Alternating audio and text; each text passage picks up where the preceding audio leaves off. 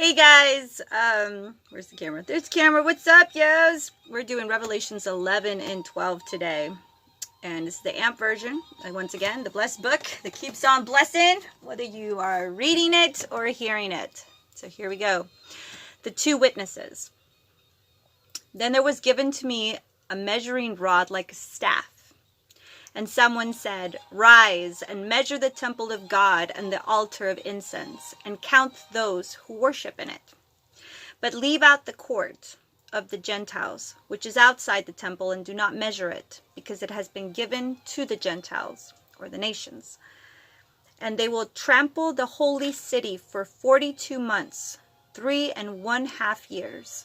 And I will grant authority to my two witnesses, and they will prophesy of 1260 days." That's 42 months, 3½ years. "Dressed in sackcloth. These witnesses are the two olive trees and the two lampstands which stand before the Lord of the earth. And if anyone wants to harm them, fire comes out of their mouth and devours their enemies. So if anyone wants to harm them, he must be killed in this way. These two witnesses have the power from God to shut up the sky, so that no rain will fall during the days of their prophesying regarding judgment and salvation.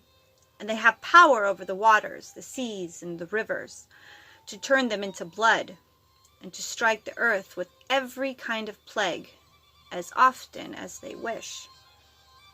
When they have finished their testimony and given their evidence, the beasts that come up out of the abyss," that's the bottomless pit, "will wage war with them and overcome them and kill them.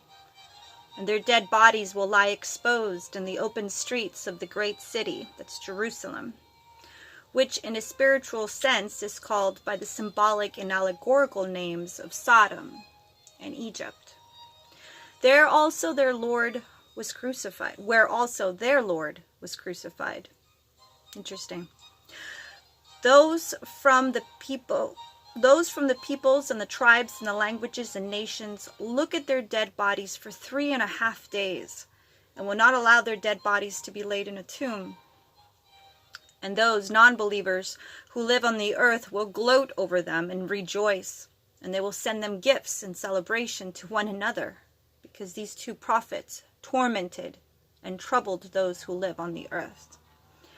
But after 3½ days, the breath of life from God came into them, and they stood on their feet, and great fear and panic fell on those who were watching them. What's interesting here is that it switches from like past tense, from present tense to past tense. "And the two witnesses heard a loud voice from heaven saying to them, 'Come up here.' Then they ascended into heaven in the cloud, and their enemies watched them. And in that very hour there was a great earthquake, and 1/10 of the city fell and was destroyed. 7,000 people were killed in the earthquake, and the rest who survived were overcome with terror. And they glorified the God of heaven as they recognized his awesome power. The second woe is past. Behold, the third woe is coming quickly. The seventh trumpet. Christ's reign foreseen.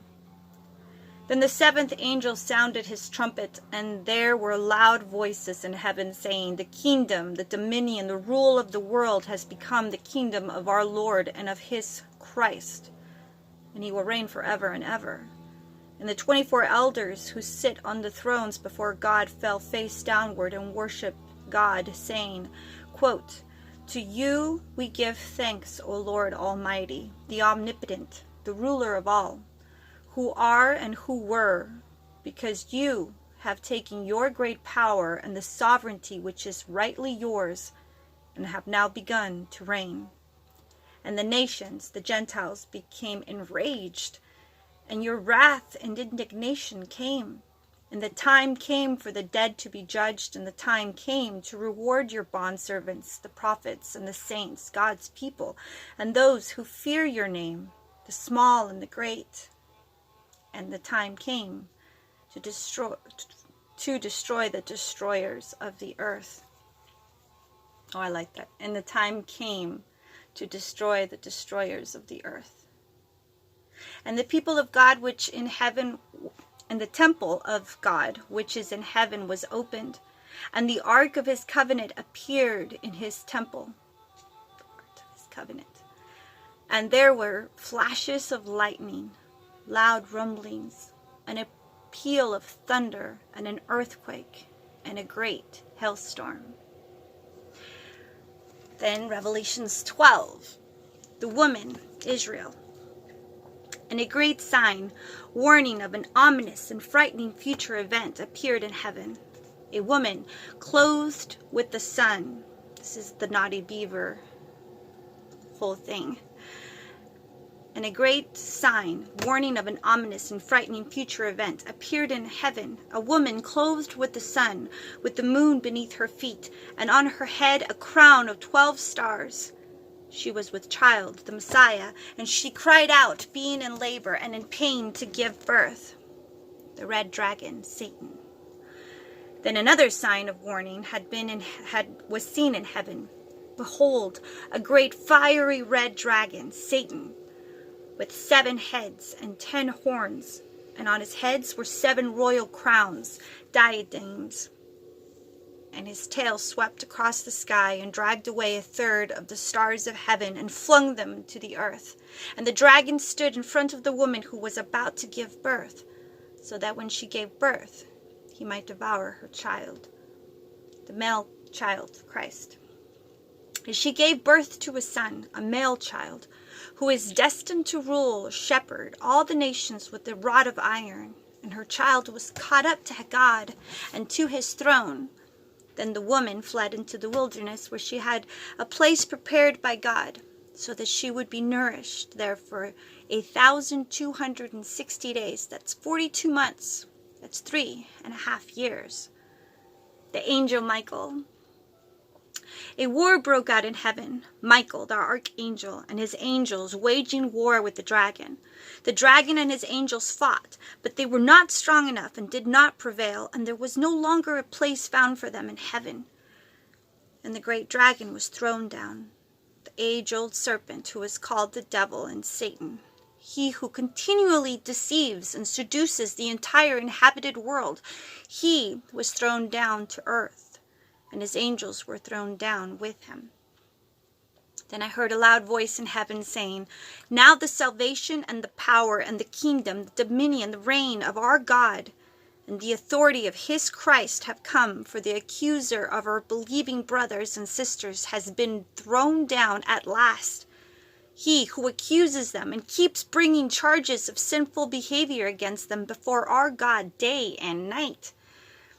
And they overcame and conquered him because of the blood of the Lamb and because of the word of their testimony. For they did not love their life, and